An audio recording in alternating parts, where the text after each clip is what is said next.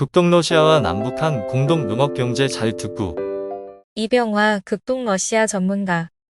러시아와 우크라이나 전쟁이 종점으로 치닫고 있는 이 즈음에 세계 언론들은 제2의 또 다른 전쟁 발화 지역으로 중국의 동북 삼성 지역과 극동 러시아의 한판 싸움이 예정되어 있다고 점치고 있다. 예컨대 영국의 가디언과 인디펜던트, 인도의 프리덤과 뉴델리 뉴스, 대만의 진북 잡지와 타이페이 뉴스, 일본의 하나다, 러시아 브리야트 자치공화국의 샤먼 뉴스 등이다. 러시아 군대는 우크라이나 전쟁으로 전력이 심히 고갈되고 특히 극동 러시아를 관할하는 동부군관군은 병력과 장비 차출로 인하여 텅텅 빈 창고 같은 존재가 되었다. 반면에 극동 러시아와 국경을 마주하는 중국의 북부전군은 속이 꽉 찬 창고로 탈바꿈하고 있다.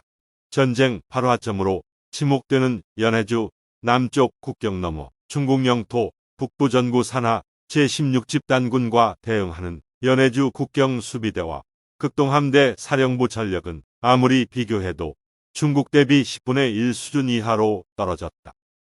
특히 이 지역은 1858년 아이훈 조약으로 중국 청나라 영토였는데 러시아에 몰수당한 곳이라면서 1968년 우수리 국경전쟁 말고도 지금까지 자질구레한 총격전이 여러 차례 있어 왔다. 한동의 출애권 확보가 중국 최대 지상 명령이다.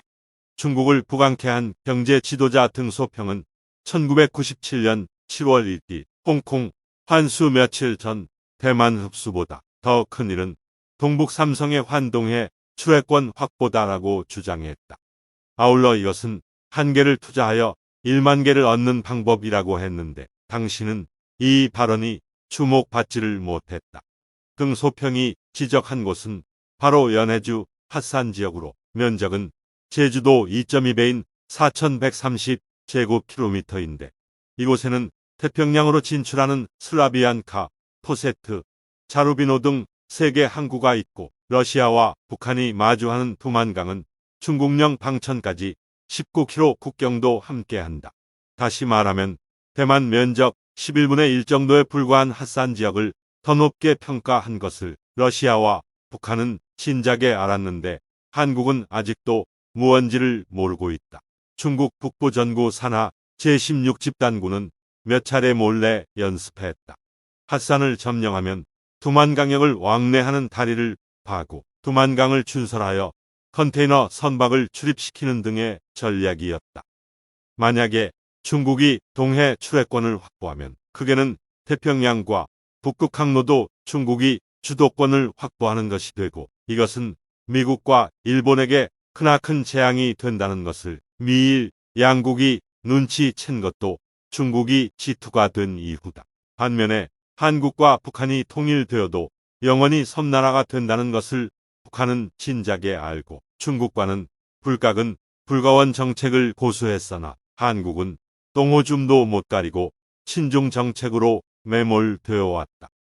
러시아가 핫산 지역을 군사보호 지역으로 철저히 통제하는 것도 이것이 원인이다.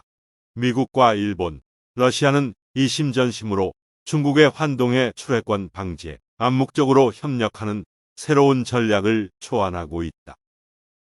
왜 러시아 푸틴 정부는 극동러시아를 지키고 개발기 위하여 남북한을 파트너로 지목하고 있는가?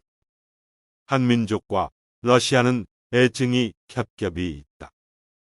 1937년 스탈린에 의한 중앙아시아로의 강제 추방 이후 유대인 자치주는 허가하면서 고려인 자치주는 외면했는데 이것은 타의적 디아스포라가 되었고 사하린 징용간 조선 사람들이 소련에 편입되면서 귀향 조치를 소홀히 한 것과 흑하사변 일명 자유시 참변에 명쾌한 진단을 외면했고 통일교 문선명 목사의 베링해를 관통하는 미러 양국의 지하철도 사업은 지구촌 모두를 열광케 했으나 문 목사의 작고로 지금은 중단 상태이고 국가 GDP 비교 한국은 10위, 러시아는 11위로 자존심 엉망이 되었고 인구는 한국보다 더 빨리 줄어들어 남북한의 7,500만의 2배에서 조금 모자라는 1억 4,500만이다. 한소 수교 때 빌려준 자관, 잔액 4억 불도 미처 상환치 못하고 있다. 분명한 사실은 민간 외교는 나날이 돈독해 간다는 사실이다. 건국 이래로 푸틴 대통령과 한라인 구축은 바로 지금이 절정이다. 한때 푸틴의 사돈도 한국인 아닌가.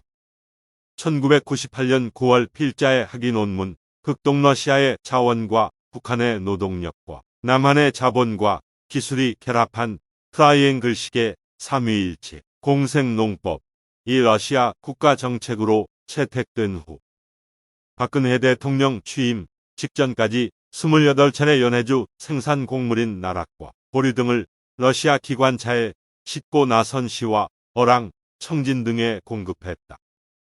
이것을 눈여겨본 러시아 정부는 2013년 2월 12일 한러 공동으로 연해주 농업경제특구 건설 어떻게 할 것인가 세미나를 개최했고 러시아 측은 T.A. 포텐코 박사가 주재 연설했다.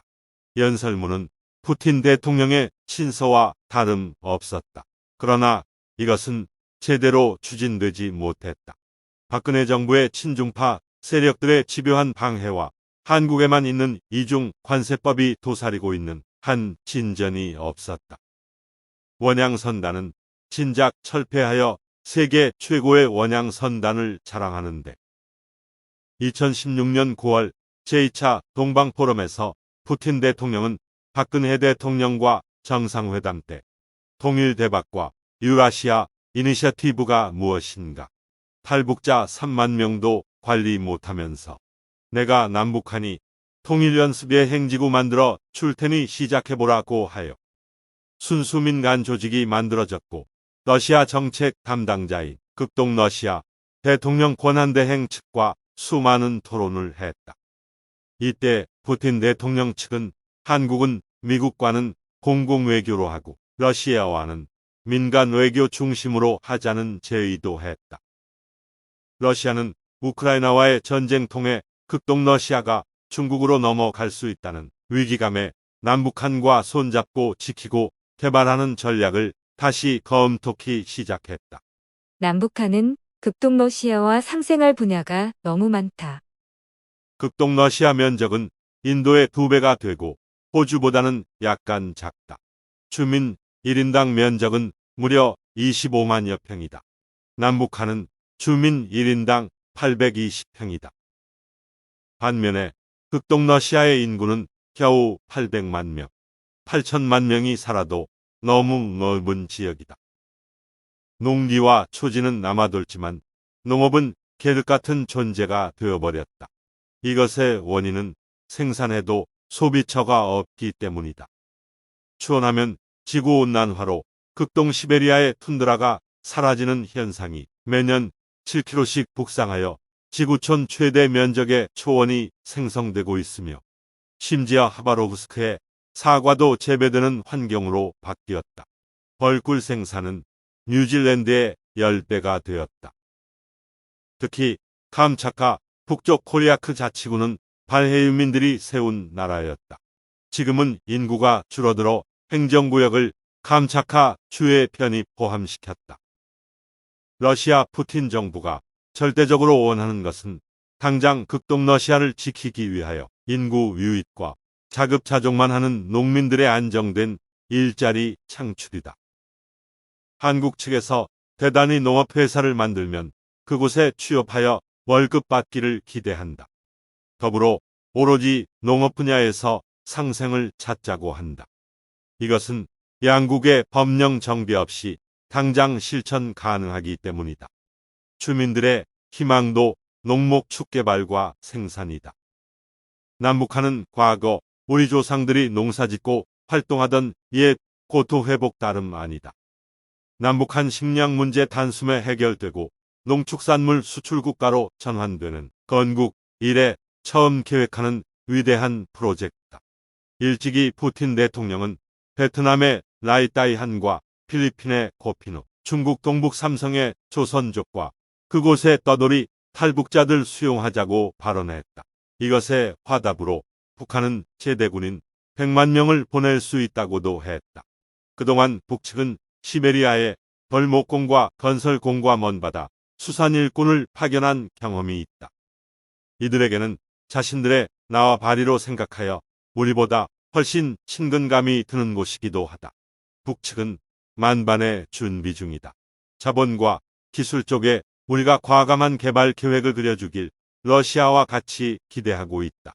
이것이 제3국에서 한민족이 통일하는 것이라고 발언하고 있었다. 한국 측의 파트너로 민간 외교의 으뜸인 민주평통을 지목했다. 갈 길이 급하다. 만사 제쳐놓고 세미나 열어 한국의 정치권과 국민들 여론 살펴볼 것을 요구했다. 이러한 프로젝트가 조인될 때 푸틴 대통령과 각별한 친구인 중동의 최고 부자인 바슬리 그룹의 크로스 토머스 회장은 상상 초월한 자금 투자도 확인해 주었다. 참으로 기적 같은 일은 극동 러시아를 너무 잘 아는 분이 국회 외교통일 상임위원장이 되었다는 것이다. 이것에도 러시아 정부는 감사하고 있다. 국민과 국력 총화를 기대한다. K연방추진위원회에서는 세계평화와 홍익인간을 위해 K연방추진을 함께할 단체와 회원을 모집하니 많은 참여 바랍니다. 문의 대종교천부 경학회 010-5787-7998 구독해주세요. 시청해주셔서 고맙습니다. 이 영상은 클로버 더빙과 오네어 스튜디오, 브루 인공지능 음성으로 만들어졌습니다.